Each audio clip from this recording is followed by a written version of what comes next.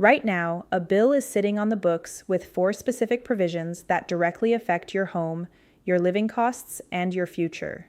Yet almost nobody over 60 has heard a word about it. To be clear, this isn't just a proposal, and it isn't stuck in committee. It is already passed.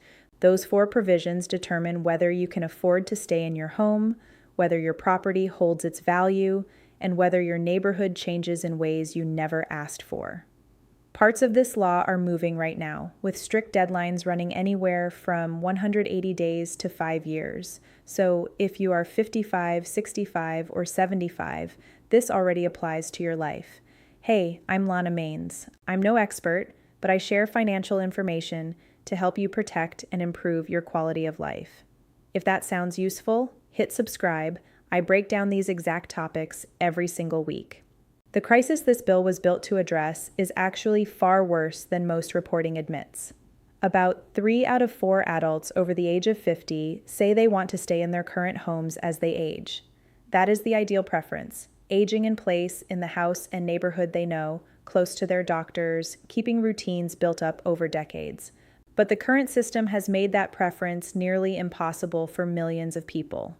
Nationally, roughly 25% of homeowners are cost-burdened, meaning they spend over 30% of their income on housing expenses alone, property taxes, home insurance, maintenance, and utilities. For renters, that number climbs closer to 50%.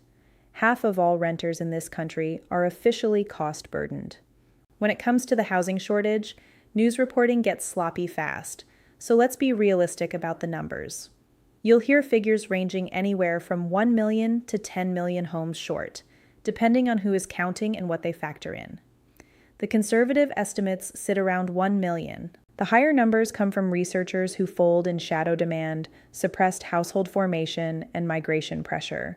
But both figures point to the exact same reality. There simply isn't enough housing. And for older adults living on fixed incomes, this shortage hits hardest at the exact price points they can actually afford. What makes this bill different from previous housing legislation is how it actually became law. It cleared Congress by landslide margins rarely seen today, yet it never received an official signing ceremony. A separate, completely unrelated policy fight became a political sticking point. Rather than signing or vetoing the bill, it was left on the desk. Because Congress remained in session and no presidential action was taken within the constitutional window, the legislation automatically became law under Article 1 of the Constitution. That specific detail matters far more than it sounds. A bill that becomes law through a procedural standoff like this doesn't come with a White House press conference, a rollout strategy, or a public awareness campaign. It comes with a formal publication in the Federal Register and a clock that starts ticking whether anyone tells you about it or not. That is precisely why most homeowners over 60 have no idea this exists. Lower-income homeowners lose out because the programs designed to help them require applications they don't know to file. Middle-class homeowners lose out too because the provisions protecting their home's value are being implemented without their input or awareness. Both groups need to understand what is inside this bill before key opportunity windows close. The first major section is the Home Repair Assistance expansion. This expands the federal framework for targeted repair assistance, aimed specifically at older homeowners who want to age in place but cannot afford the critical repairs to make it safe. We are talking about a $15,000 roof replacement, a $9,000 HVAC system, or a $6,500 bathroom accessibility modification. These aren't luxury home renovations. They are the vital fixes that dictate whether a 70-year-old stays in her home or gets forced out. Under this provision, eligibility is managed through local implementation, meaning your county housing authority or city housing office acts as the administering agency. Income limits vary by location and household size, but the federal framework establishes the baseline. For lower-income homeowners, assistance can cover a massive portion of qualified repair costs. In many jurisdictions, this is structured as a deferred loan that is forgiven after living in the residence for a set number of years, rather than a grant that creates immediate taxable income. For comfortable middle-class homeowners whose income disqualifies them from direct grants, the expansion includes a specialized financing component. This provides access to below-market rate repair loans through participating lenders. The interest rate savings on a $15,000 repair loan add up to significant money over time. The biggest mistake people make here is bad timing. The 180-day implementation window is already running.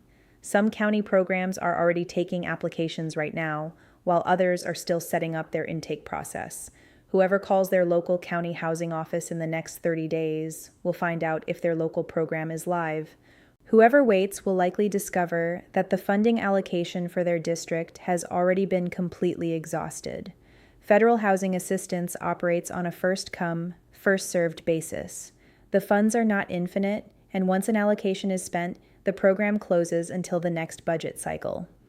Open a browser right now and search your county name plus home repair assistance for the current year. That quick 90-second search could easily be worth thousands of dollars. Consider a woman named Patricia. She is 71 and a retired postal worker living outside Baton Rouge, Louisiana. Patricia had a serious water intrusion issue in her foundation, which contractors quoted at $11,200 to repair. She had been delaying the job for 2 years because she couldn't afford it without draining her emergency savings. Just 3 weeks after this provision took effect, Patricia called her parish housing office. Her income qualified, the parish program was active, and she filed a simple application with just 3 documents: proof of homeownership, proof of income, and the contractor's written estimate. 6 weeks later, her foundation repair was fully funded. Patricia hadn't done anything wrong before. She simply didn't know the program existed until someone pointed it out. That is the exact problem this bill was created to solve. The second major section is the manufactured housing rule change. Most news coverage missed this detail entirely. The bill eliminates what is known as the chassis rule requirement for manufactured housing. Under the old regulations, a manufactured home was required by federal law to be built on a permanent steel chassis, a rule written into federal construction standards decades ago. That chassis rule added unnecessary structural and material costs that had nothing to do with the safety or quality of the home. It existed primarily to keep the homes mobile, even though almost nobody ever moves a manufactured home once it is installed. Removing that requirement is estimated to cut production costs by $5,000 to $10,000 per unit on homes that often retail between $60,000 and $80,000. That is a huge price drop for lower-income buyers. A $5,000 reduction in build costs at an entry-level price point can mean the difference between qualifying for a mortgage or being rejected, the difference between a manageable monthly payment on a fixed income and one that breaks the budget. For middle-class homeowners, this provision helps increase the overall supply of affordable housing, absorbing lower-end demand pressure that would otherwise drive up prices across the board. More affordable entry-level options mean less upward price pressure on standard single-family homes. Along with the chassis rule change, the bill relaxes restrictive zoning laws that have made smaller, affordable housing options difficult to build, things like accessory dwelling units, ADUs, duplexes, and townhomes. It also launches a pilot program to support converting empty office buildings, dying malls, and closed factories into residential housing. Furthermore, there's a technical adjustment hidden in the building codes. Federal guidance now supports point-access block construction. This allows apartment buildings to be constructed with a single central staircase rather than requiring 2 separate stairwells, which has been standard in most U.S. building codes since the mid-20th century. This single shift enables developers to fit more living units and diverse floor plans onto smaller plots of land, something several international countries with affordable housing already permit. The rollout timeline for these manufactured housing and construction changes runs longer than the repair assistance grants. Regulatory agencies have up to several years to fully integrate these updates into standard building codes, and the market impact will build gradually as manufacturers adapt their factories. This isn't a quick 180-day program. It is a long-term structural shift in affordable housing economics. But the path is officially set, making manufactured housing far more financially viable for older adults on fixed incomes than it has been in decades. Now let's talk about renters, because even if you own your home free and clear, this next section is critical. Millions of people over 60 rent their homes, and millions more have parents, siblings, or children who do. The third major section introduces targeted rental protections for older adult renters. I want to be completely realistic about what this section accomplishes and where its boundaries are, because exaggerating these rights helps no one making real-life decisions. As mentioned, roughly half of all renters nationwide are cost-burdened, and for renters over 60 on fixed incomes, that percentage is even higher. The new legal protections fall into three distinct areas: mandatory notice periods, rent escalation caps in federally assisted housing, and anti-displacement protections for older tenants. Regarding notice periods, the law establishes a federal minimum of 90 days before a landlord can raise rent above a specific threshold in any property that receives federal assistance. Previously, federal standards had no uniform notice rule, leaving tenants at the mercy of varying state laws. For anyone on a fixed income, a 90-day warning before a major rent hike is the difference between having time to plan or being forced into an immediate housing crisis. Regarding rent caps, this rule applies specifically to federally assisted housing, properties utilizing project-based vouchers, low-income housing tax credits, or direct federal subsidies. In these specific buildings, annual rent increases for tenants aged 62 and older are capped using a set federal formula. It is vital to understand that this does not apply to standard market rate rental properties. If your landlord receives no federal subsidies or assistance, this cap does not govern your lease. Being direct about that distinction is crucial so you know exactly where you stand. The anti-displacement rules carry the strongest language, though local enforcement will vary.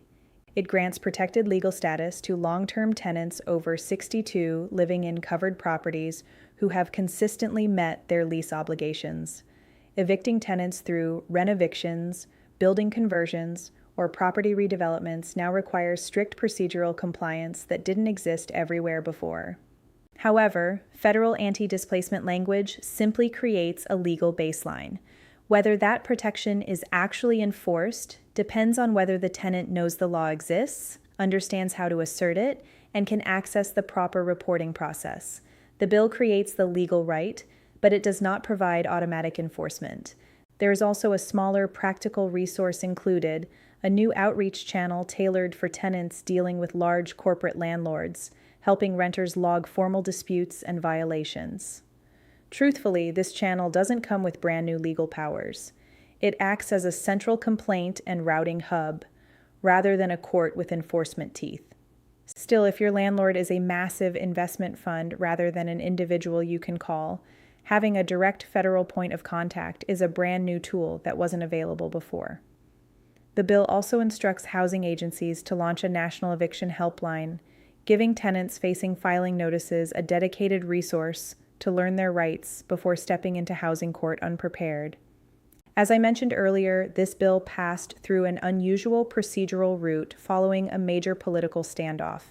That debate was centered largely around these rental rules and the investor restrictions that follow.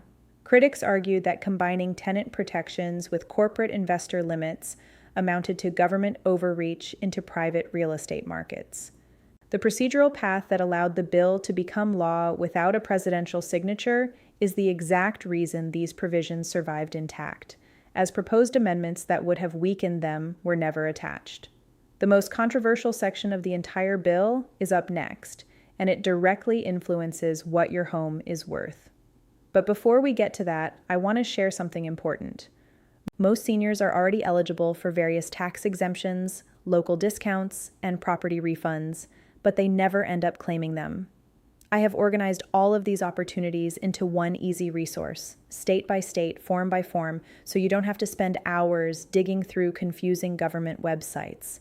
Everything is presented simply so any senior can immediately see what applies to them. No matter which state you live in, there is likely money you are leaving on the table. It is called the Senior Exemption Playbook, and you can find it in the first pinned comment right below this video.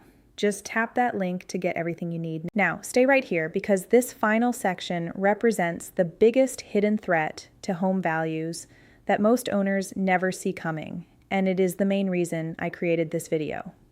The fourth major section lays out institutional investor restrictions. This is the part most news outlets either glossed over or completely misunderstood. Institutional investors, including hedge funds, private equity firms, and major corporate entities, have been buying up single-family homes at massive scale in targeted neighborhoods. Not just a couple of houses, but hundreds, and in some markets, thousands of properties. They buy them up systematically, turn them into market-rate rentals, and hold them as corporate financial assets rather than family residences. Economic analysts estimate that this level of corporate buying in heavily targeted areas has severely reduced the home inventory available to everyday individual buyers. When a corporate investor buys a home, that house effectively leaves the buyer market forever, becoming a permanent rental at whatever price the market will support. For an older adult who has lived in a neighborhood for decades, the impact is immediate. The families who would have bought the house next door are priced out, and a distant management company takes over instead. The concentration of owner-occupants drops, property maintenance standards shift, and the tight-knit social fabric that makes aging in place feel safe and stable begins to erode. This new provision restricts large institutional investors from buying up single-family homes in specific geographic markets using two main mechanisms. First, it establishes strict ownership caps, generally focused on large entities holding hundreds of single-family homes, whether under one corporate name or through parent companies. Once an investor hits that cap in a covered market, further home purchases are banned without explicit regulatory approval. Second, and this is the part almost nobody is talking about, enforcement is directly tied to federal tax rules. Corporate owners who exceed the cap in restricted areas lose access to specific tax depreciation benefits and cost recovery deductions. This isn't just a simple fine, it is a massive financial lever. Tax depreciation across a massive residential portfolio is worth huge money to institutional investors.